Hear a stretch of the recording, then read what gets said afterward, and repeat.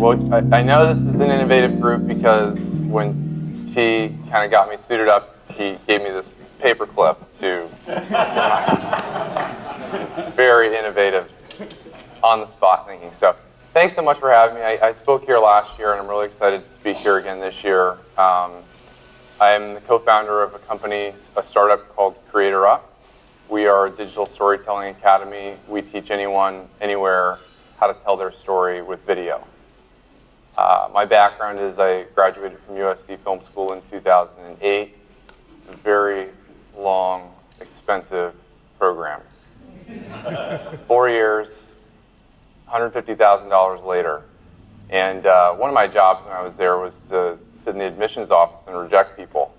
I was working and going to school, and I just remember rejecting people, like 90% of the applicants, not because I was reading them, but because that was my job, was to, send the letters back. So I realized after we graduated that there was a huge demand for arts education, media education. YouTube had just started. DSLR cameras, GoPros were coming out. People wanted the skill sets of a film school. They wanted to learn how to tell their story visually, but they didn't necessarily have that $150,000 lying around or that extra 4 years. So, we provide a convenient, affordable, quality solution for individuals and companies to get off the ground with their digital media skills and storytelling skills. So that's a little bit about me and my background. And I really wanted to come and talk to you guys today about a topic that I'm very, very passionate about. And that is about people. Companies are oftentimes trained and taught on how to start ideas. But ideas don't translate to a growth scenario, to a company. An idea can start with an individual, but it's the people that are involved on that team that are going to help your company grow to the next level. And having gone through accelerator programs, having been a part of startup communities in LA, in California, nationally, I see people and the topic of people in management and operations overlooked every day. I read articles about, IPOs or, growth hacking, and there's blogs on what not to do and what to do. But this topic is just not talked about in a practical way. And so what I'm hoping to do, which hopefully is reflective of our company, is provide some very hands-on, a pragmatic approach and a story-driven approach to how we operate. And maybe you can take some of those tools and skill sets and apply them to what you're doing. I'm going to talk about this from a soft perspective, from a values perspective, from a mission and a philosophy perspective, and then how that translates into the applications. And the applications are the strategies that you employ. The applications are the tools that you use on a daily basis as an individual or as a team, so that your team can run together and your team is running on a full tank of gas. And that's not necessarily money. So I want to start with a quote. You're saying, I already started. If no producer, no movie. That's a quote from Dino De Laurentiis, just passed away not too long ago, very famous Italian film producer. My background is really as a film producer. I think that every startup is different. Every startup team, kind of has their own background and skill set and individuality. And from my perspective, I bring that skill set to the table. And the reason it's important is because of this quote. Dino De Laurentiis has the quality that all great producers have, which I suppose momentum is the best word I can think of.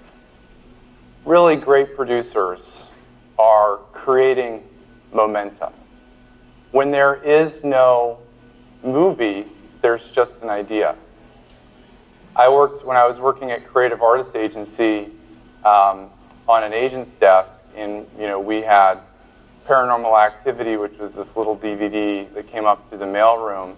I worked closely with our agency and our agent to send that little DVD around town to studios, to independent distributors, and I remember getting on phone calls every morning at 8 o'clock, day after day, week after week, pitching this little DVD that the agent happened to believe was, a profitable movie, a good movie.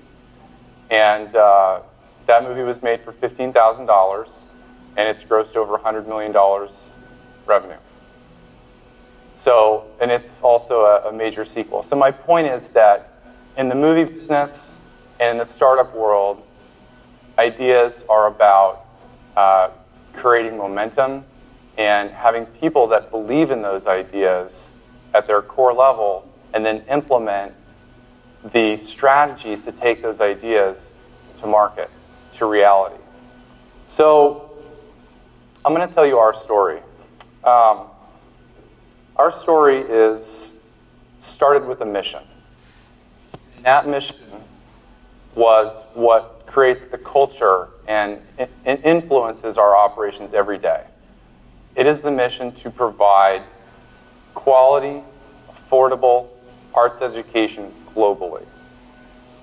We want to do that. We think STEM is overhyped, and where's the STEAM? And art has value. Stories have power. Stories and propaganda can have a very negative value, as we've seen in the 20th century from genocides in Rwanda or World War II. But stories have power as well.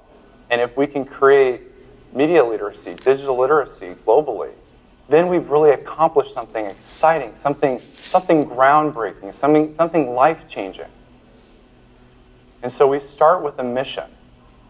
And once you've defined that mission, it informs everything else that comes after that.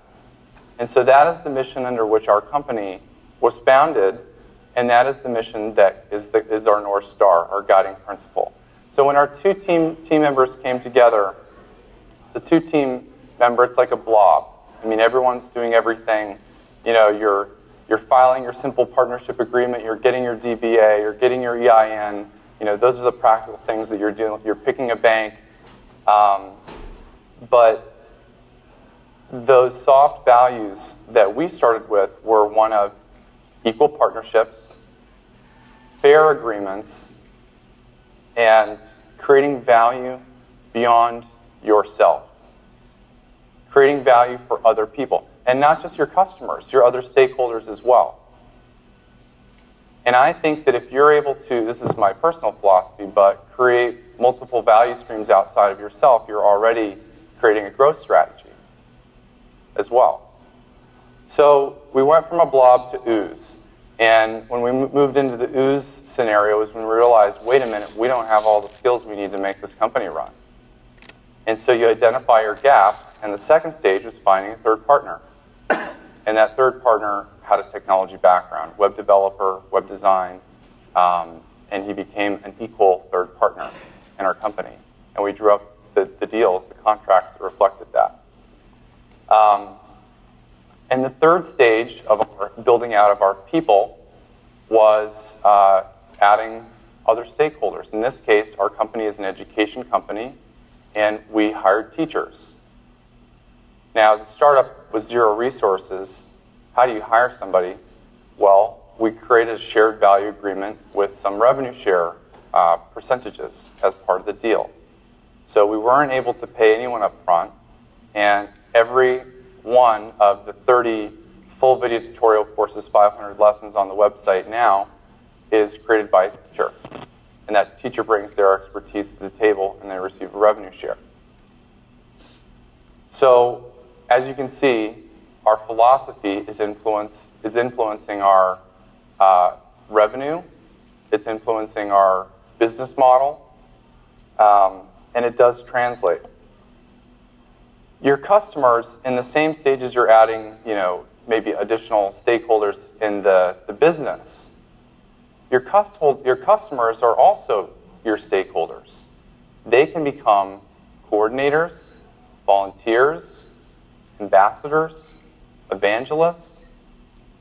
The sooner you realize the value of your own network and are able to reach out to them to help you implement what you're doing, the more powerful and the faster you will grow. If you look at the history of Facebook, one of the insights I recall, the light bulb going off for me, was they started with forum moderators. And those moderators became their growth strategy. So reaching out, identifying your own network, and bringing them into the fold is important. So now we're at kind of an interesting stage. I would say the first third of the way through the growth of our company and the building of people. And we've hit a point where we have customers, we have teachers who are helping up sort of build up what our company is. And like many startups, we applied to an accelerator program. We went through that accelerator program. It was an educational experience for us where we started to really crack open even further where we could take CreatorUp. And I had a light bulb moment when I sat down with a mentor when I first got there who said to me, "Who are you interviewing for your mentors, for your business development, for your interns?" And I thought, nobody? I thought it was just going to be the three of us working there or the two of us working there. And so as soon as that happened, as soon as I had that meeting in the first week of that accelerator program, I realized that as soon as possible, I needed to start talking to people. People who are going to be able to help us scale, to help us grow, to help us transcend our two hands, our limitations of time, right? Because that's really what it boils down to. So interviewing those right people, and I was lucky enough to be able to live stream a conversation with the co-founder of Ship at General Assembly a couple weeks ago. If you don't know about Ship, it's a great company, but his whole talk was about his job as CEO. What's his number one thing that he does every day? What does he think about all the time? Talent. Finding the right people and interviewing them to bring them into the fold. It's so important. So the accelerator program changed our structure. We went from a partnership to a corporation. Why did we change that structure? We changed that structure because it was required for us to receive investment easily, to go from a partnership to a C Corp. So again, your growth trajectory starts to influence your structure, your infrastructure, and you plan accordingly. So we grew our company. We changed to a C Corp to be able to accept investment more easily. We started having conversations with investors who influenced the way that we thought, the way that we were conceiving of what CreatorUp could be. And all of a sudden, we went from, kind of starting as this little, vision-oriented education platform to how can we change and help other people scale their stories at even the corporate level with companies? How can we create internal universities that are video-based at companies? How can we help companies do that, right?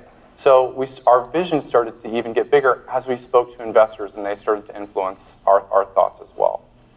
So after that accelerator program, we had a good year last year. We worked with a lot more clients. We found more partners. We started working with companies like YouTube, General Assembly, that sort of thing. And as the individual or one of the co-founders in this company, this is what I call the 10 hat stages. I mean, you're wearing 100 hats when you first start, but you got to start scaling your hats down and taking some of those hats off. So we're into the 10 hat stage, And this is the stage where you have to really start thinking about outsourcing. Some of the services that really helped us, I'll get into those nuts and bolts at the end, but Fiverr, Elance, using them, learning how to use them effectively to do everything from run reports to create decks. And if you have a little bit of capital, you are able to do that with some help. We made some big mistakes.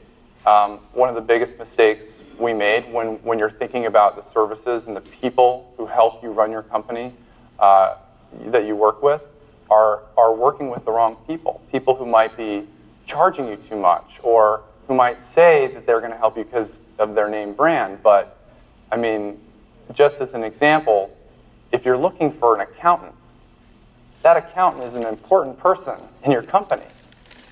And if you don't realize that person's going to care about you and help you, then that costs you a lot of extra time on the back end.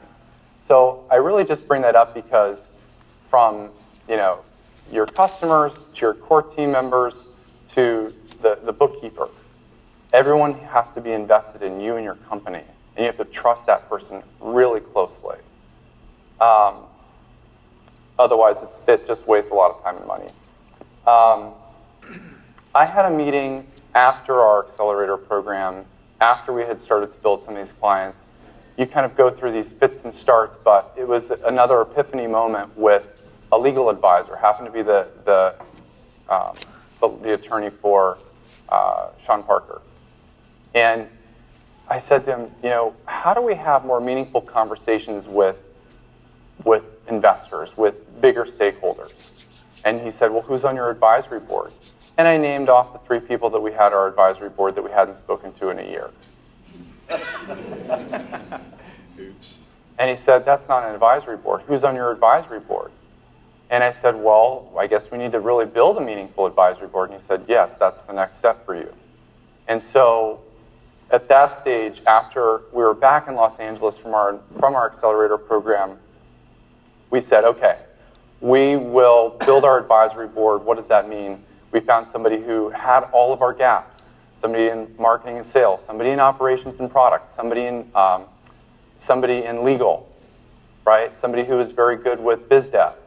And they're helping to advise us. And then building the structure around the conversations that need to happen with meetings, phone calls, communications that help you to sort of incorporate their help.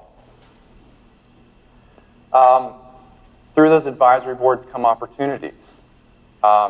We had one advisor phone call who said, what do you know about GSB Labs? I'd never heard of GSB Labs.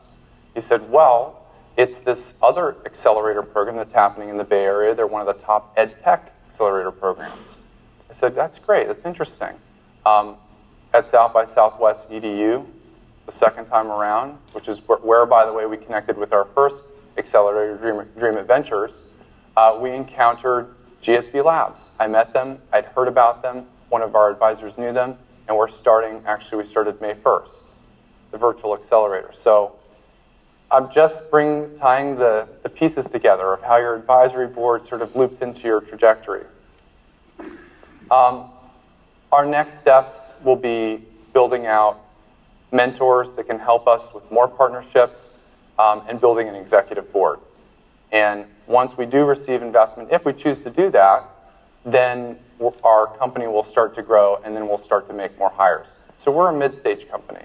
We're early, we're bootstrapped, but we've done that for 3 years, and we're quite proud of that. What are the hard systems? I got about 4 minutes left, so I'll be efficient here. I would say the most important thing for me personally to realize was that before I could manage anybody else was first to realize that I needed to be a manager of myself and other people. And if you can't manage yourself, I don't know if anyone saw the announcement today about Zappos doing the pay to quit program. They just implemented a new management structure, which is a self-management structure that not everybody likes. And so they're giving them 3-month severance if you want to quit. So self-management is the future of management, but people need to learn how to do that. I had to teach myself. And so for me, it was about creating a strategy document that we could all align around. What is my role in that strategy, and define the roles more clearly. I'm now sales, business development, marketing, investment. My co-founder, Sarah, is more defined around curriculum development, product development, technology. My co-founder, Hugh, is the tech co-founder, so the website, the innovation of what we're doing. So keeping myself accountable, and then practically speaking,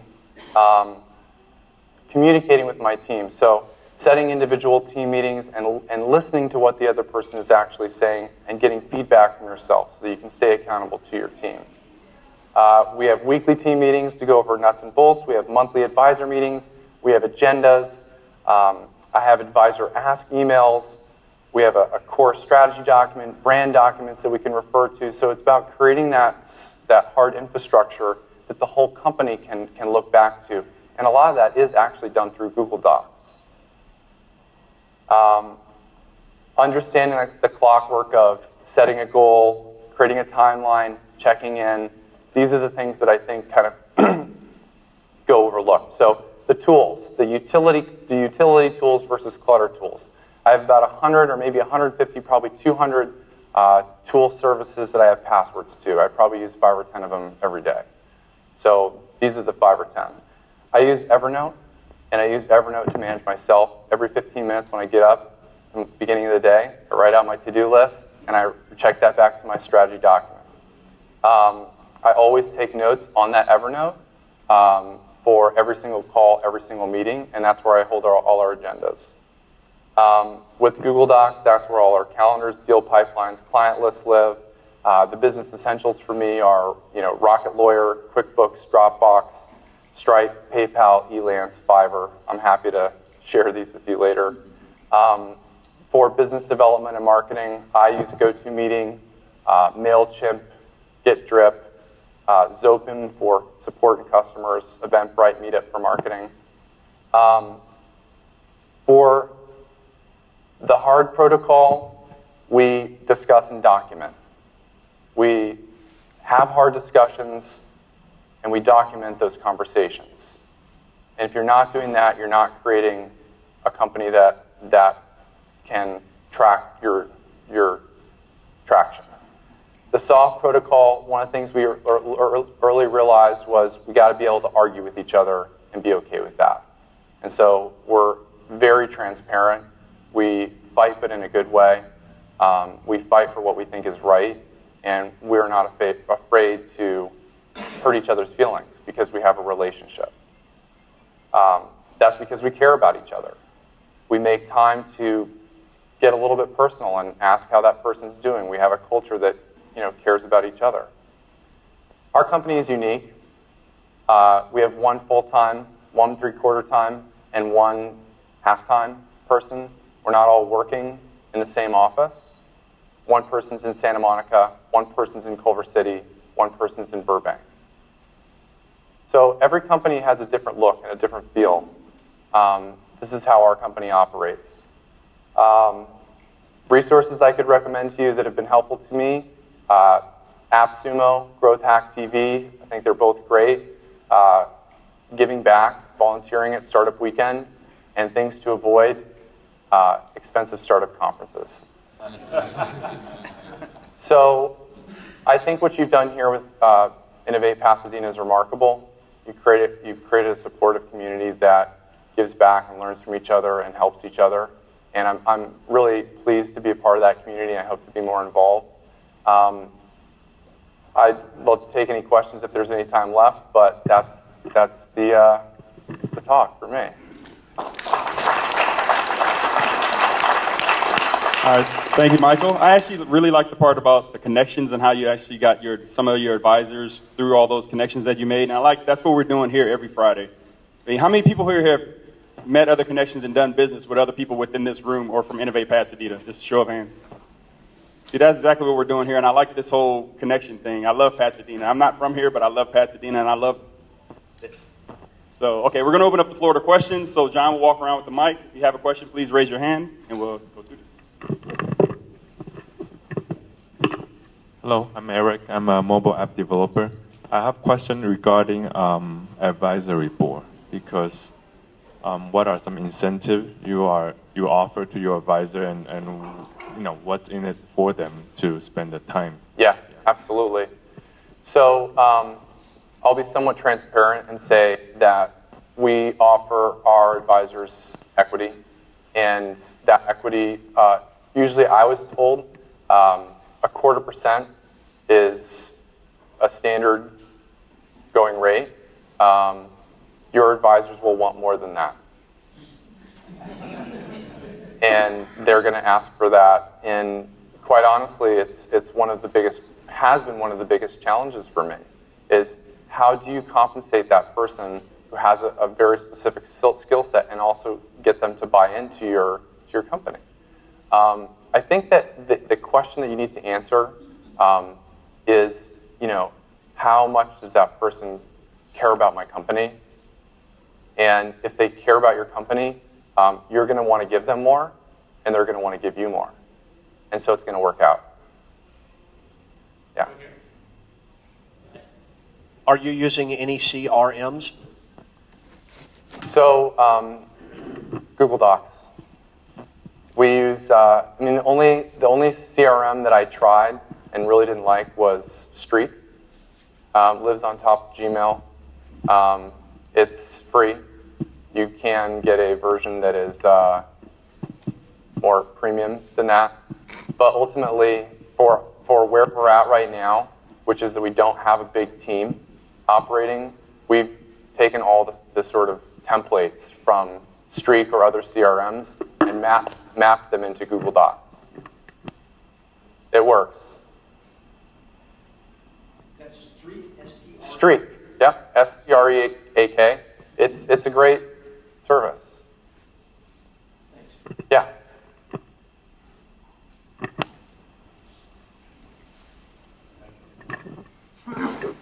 Hi.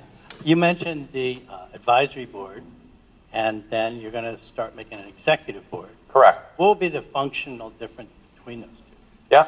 So the advisory board is actively involved in your day-to-day operations. The executive board is the group of people who will still have a stake in your company, but more often than not will only be involved in a quarterly call or even a biannual call. And the reason that you work with them is because they're going to get you much bigger partnerships, much bigger investment, basically all the things that you need that you don't have access to.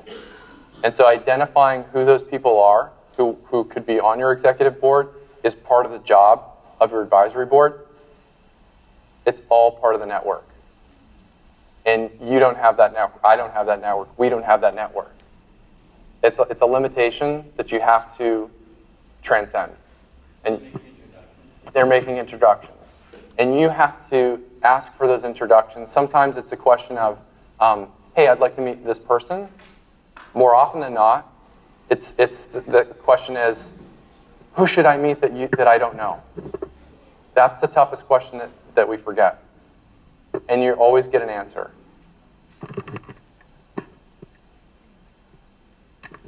Hi, I'm Shu, and in the Arch Imaging. So you just talked about for your advisor board, and you give them about 10 quarter of person, right? That's where we started. Okay, and my question is, currently, how many people in your advisor board? Yeah. And another, okay. Yeah, so since this is an interesting topic, I'm going to get more specific. We have 5 people currently on our advisory board. One of them did not want equity. They just wanted to help out, which is fine. Of those people, it ranges from a quarter point up to 2 percentage points of equity. And there's actually something that if you want to try and work with someone more as a team member, you can start building in bonuses. And of those bonuses, they can be triggered by milestones. So the 2 books that I highly recommend are The Founder's Dilemma. The Founder's Dilemma really talks about what are those models that you can use to incentivize. And the other one is The Promise of a Pencil, which is about the mission aligned. But we have 5 advisors, and does that help answer your question? Yes. And another one is, for example, in the future, if some people, they say they want to quit your advisor board because they don't have time to spend on your advisor board, what are you going to do with this? In your agreement, you need to draft, so everything is vested. Everything is vested. And so usually that is a time-based, sometimes it's a milestone-based vesting schedule, but when they quit, they get what they got, if that makes sense. So if they were only with you for 3 months and they're vesting with you, they only got the percentage of that 3 months, and that can all be written into documentation. Are there any more questions?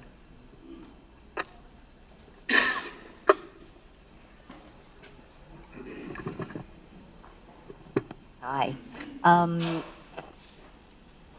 I'm having 2 questions, I think, because it's coming out of your discussion of the advisory board, and I'm just kind of wanting a little comment on, it sounds almost top-down when I'm trying to understand how that translates into new clients, which are people that are learning video. Mm-hmm. But I also really wanted to get a sense of GoToMeeting, because I haven't used it, and I'm wondering, and you've described people in different locations, and you've got boards, and I'm just wondering if you could comment practically on how GoToMeeting works and how it's working for you. Mm-hmm. So our advisory board and how it relates to our customers, some of whom are businesses, some of whom are individuals. The advisory board is really there for a couple of reasons. One is to help you blue sky, to think about how much bigger you could possibly be and how to get there. An example for us is that we started to take our on-demand library and turn it into certification programs that are 4-week programs, premium product, also put that into a live setting.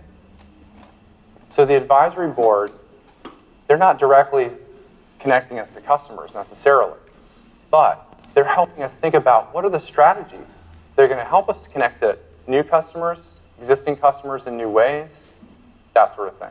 So I hope that answers that question. And then as it relates to GoToMeeting, it's a video conferencing service. I was very skeptical of doing this because I thought, well, why not just use Google Hangouts? But GoToMeeting has a premium sound and video experience that is also private, can be private, also feels more professional. So for $30 a month, we just really have latched onto it as a way to do demos, product demos.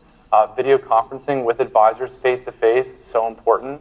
I do that with customers too, customer development.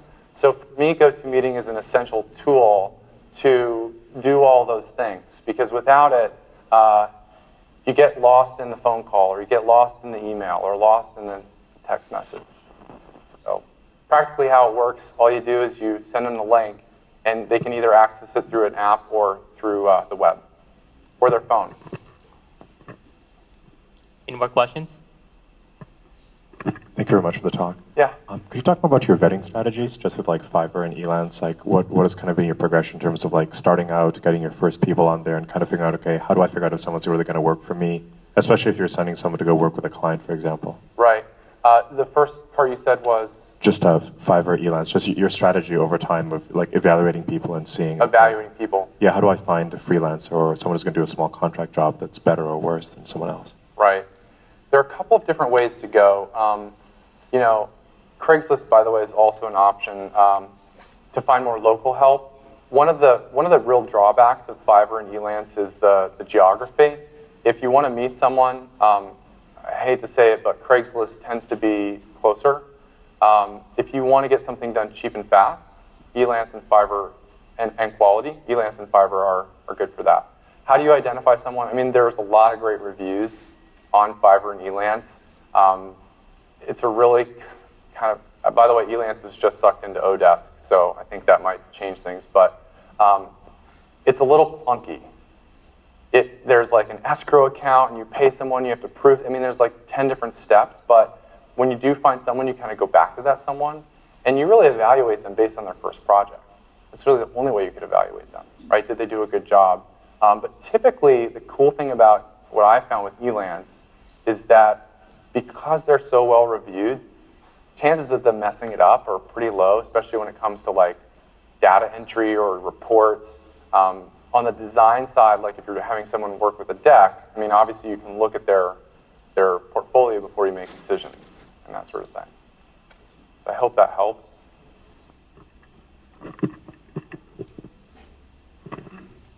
Hi, my name is Larry. You're in the training and education fields. What's going on, or where are things going within that arena, as you see it? Well, I think that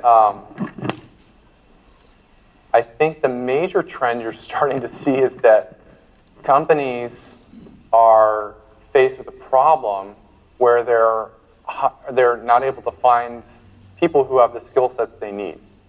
Companies from every industry. And a lot of that is to do with the fact that things are changing so quickly that universities aren't able to upgrade or teach their new talent how to do those things.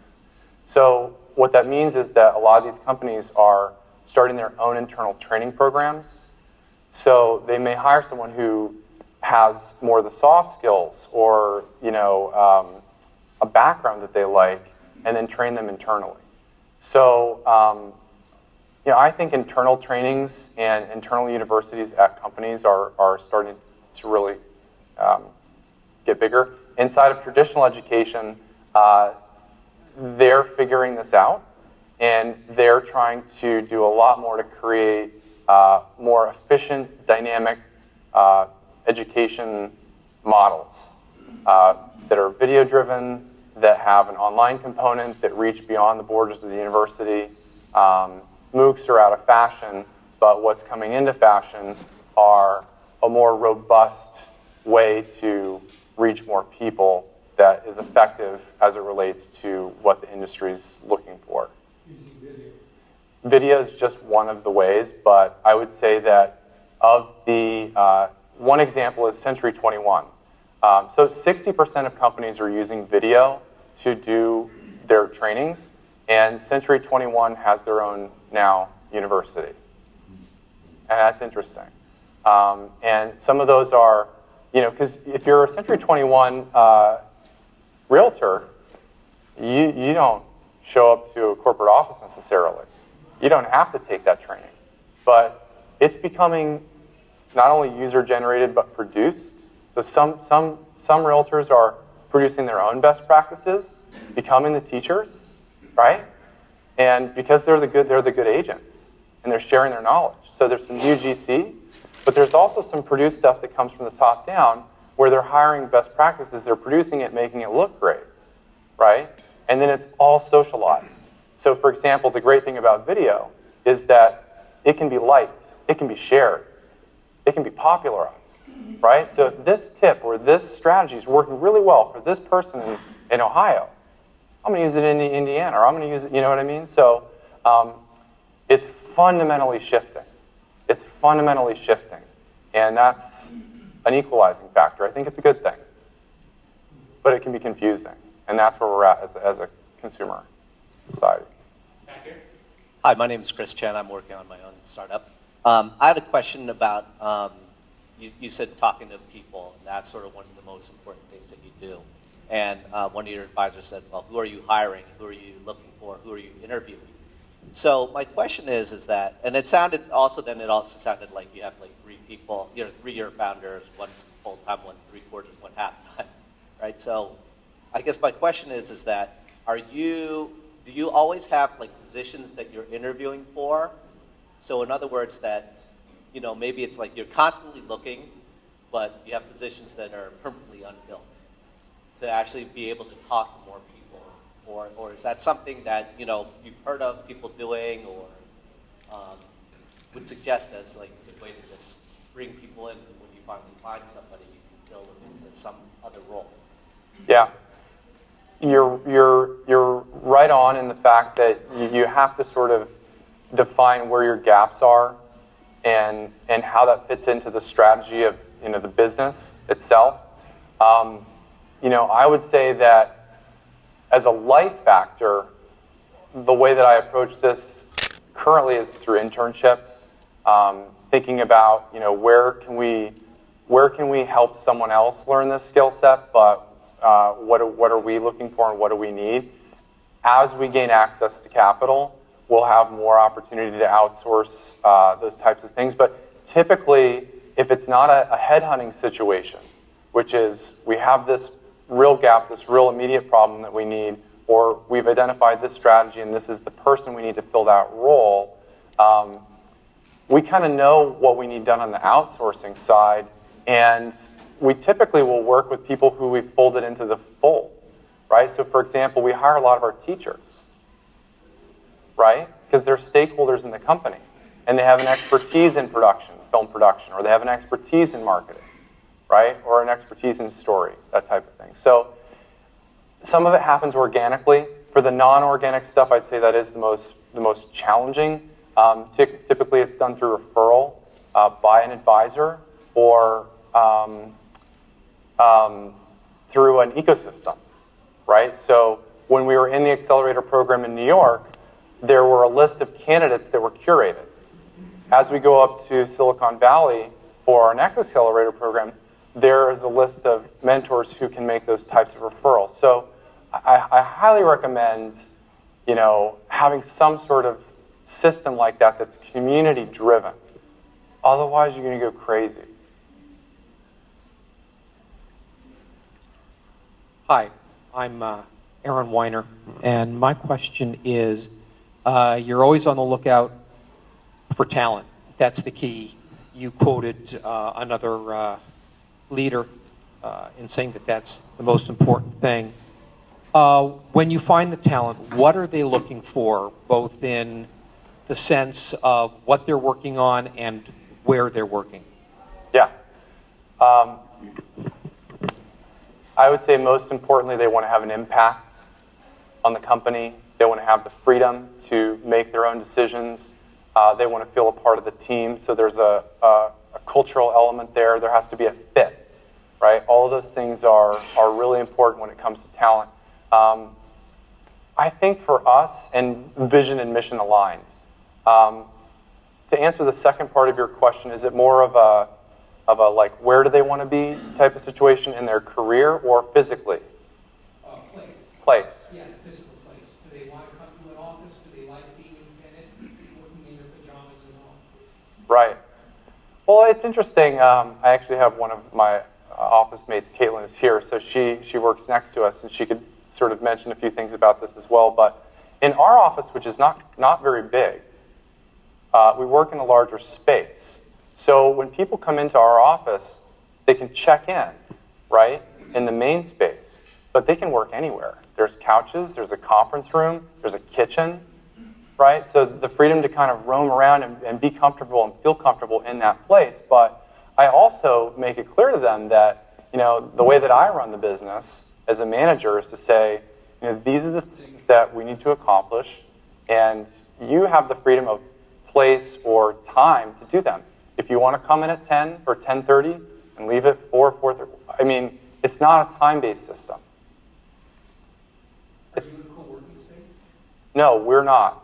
We're at a creative space in Burbank where there are other production companies and other agencies, and so it is kind of a co-working space, but there's really only 4 or 5 places, so it's not traditional. Hi, Christy, web developer, and so we always say what we do, but I have to say when I see you come up and so many like you, I've got 5 kids, and you're closer to the youngest of the 5, and you just boggle my mind at what you and they and so many of your generation have achieved. You're amazing. And one of the things that amazes me is that you talked about learning how to manage yourself. It took me a lot longer to figure out that I had to do that, and then more about how to do that. One piece of that is that there's always this really important stuff that everybody else sees, but I don't. Mm-hmm. And how do you work that part out? Because also the people that point that out are jerks. Right. So you absolutely are right. You have to build that into the system. Actually, I'm blanking on the name, but the founder of Intuit openly talks about that being his biggest fault, was not able to manage and self-manage. From my perspective, when I said I set individual meetings with people, here's what I do. I spend the first part of that saying, what are you doing? What are you doing right now? Here's what I'm doing. What do you think about that? Can you help me to set a goal? Or this is my goal. I'll tell them that goal, email them that goal, and be accountable. So it's about working with your core team members, the people who you can really trust and care about, and forcing them to make you accountable, but not forcing accountability on them. But I have had to sit down, and this is a major challenge, and say, how are you using your time? This is the priority for how we need you to be using your time to stay strategy aligned with where the business is going. And this is what I'm doing along those ways. I think the biggest challenge of a startup is that it's dynamic. So it's always changing. You're always taking turns and taking risks. And so from my perspective, if you're not doing that process dynamically, and you're not having those check-ins, and you don't have a system for that to evaluate where you're at and where you need to be, then it all falls apart. It just all falls apart. So I'm not saying I'm perfect, and I'm not saying we're perfect as a company, but I am saying that this took me a long time to learn, and I think that had I been born with this skill set, which maybe some people are, but I'm a filmmaker, it may have been a quicker start, or at least more efficient. But I'm a first-time co-founder, so those are the lessons that you learn. Michael, one last question, and it's kind of a long-winded question, so we might have to invite you back for a third time to talk about this. But going back to your board of advisors, whether you give them 0 equity, 0.25%, 2%, how do you value what your company is and what you're giving away? And how do these advisors, do you guys talk about like the exit strategies? Are they holding on to paper that's going to basically be worthless? Or are you looking at eventually, or talking to them about what you can do with the company eventually once you get to a certain point where it's got some value? Yeah, there are ongoing conversations. I think the first point that I'll just say is that your advisor is taking a risk on working with you, and you're taking a risk on working with them, but the sort of, gentleman's agreement is that you're investing in each other. Practically speaking, after a period of time, they're going to have some ownership in your company, even after their schedule is over, right? So which is a liability. But if you're at a stage like our company, which is that you need help, then it doesn't matter, because if you don't get to the next level and you don't have that team to help you get to the next level, then as one of my advisors was recently quoted as saying, if you don't succeed, I don't succeed. So they understand the nature of the game, and maybe there are 3 or 4 or 5 startups that they're advising, and yours is the one that's going to hit. But that paper could very well be meaningless. I hope that's as specific as I can be. But we put it in writing. And the hope from a co-founder's perspective is that you carve up the pie so that, for example, our accelerator has 6%, and you need to set aside about 15%, maybe 20%, for advisors and equity. So if you're doling out too much of that, or you don't have control of it, then you are creating your own bubble. So you have to be careful about it. We track it very carefully and closely. Yeah. Cool, great talk. Thank you very much.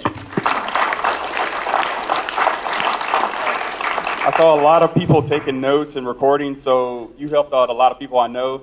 So you have a room full of innovators, business people, a lawyer. What is it that we can do as a community to help you out? Oh, spread the word. Spread the word about CreatorUp and our mission, what we're doing. We have a month free trial.